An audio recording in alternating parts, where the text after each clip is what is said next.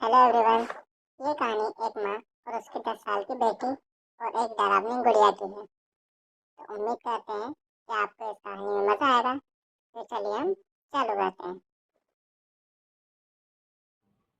ये कहानी एक डरावनी गुड़िया की है जो दिखने में बहुत ही सुंदर है, लेकिन इसमें कुछ डरावना छुपा हुआ है। एक पुरानी खिलौनों की दुकान है। वहीं एक कोने में धूल लगी एक गुड़िया बैठी होती है। एक छोटी बच्ची रुचि और उसकी माँ उस दुकान में आते हैं। रुचि बोलती है, माँ देखो ये गुड़िया कितनी प्यारी है, क्या मैं इसे ले सकती हूँ?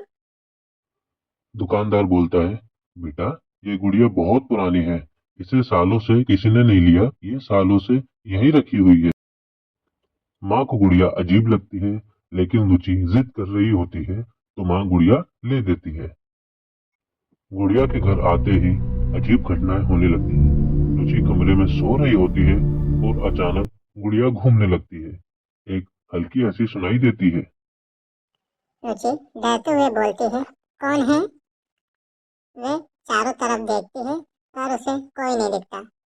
अगले दिन माँ को घर का सभी सामान यहाँ वहाँ गिरा हुआ मिलता है। माँ बोलती है, रुचि ये सब तुमने क्यों फैलाया? तभी रुचि बोलती है, नहीं माँ, मैंने कुछ नहीं करा।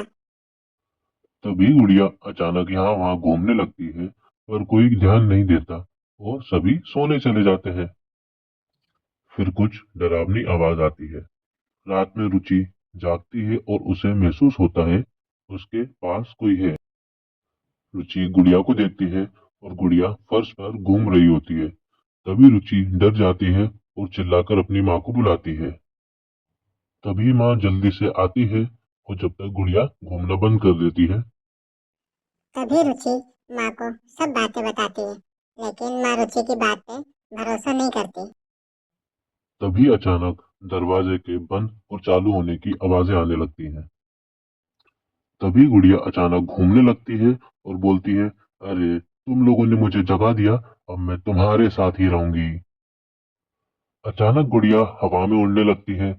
तभी माँ हिम्मत करके गुड़िया को पकड़ती है और उसे जला देती है।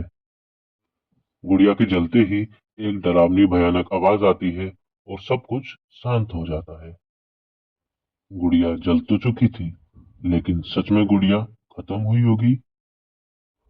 कुछ दिनों बाद रुचि को घर के दरवाजे के पास वही जली हुई गुड़िया रखी हुई मिलती है और गुड़िया हमेशा की तरह घूमने लगती है।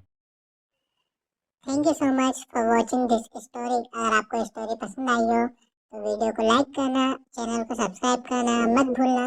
हम आपके लिए ऐसी स्टोरीज लाते रहेंगे। Thank you.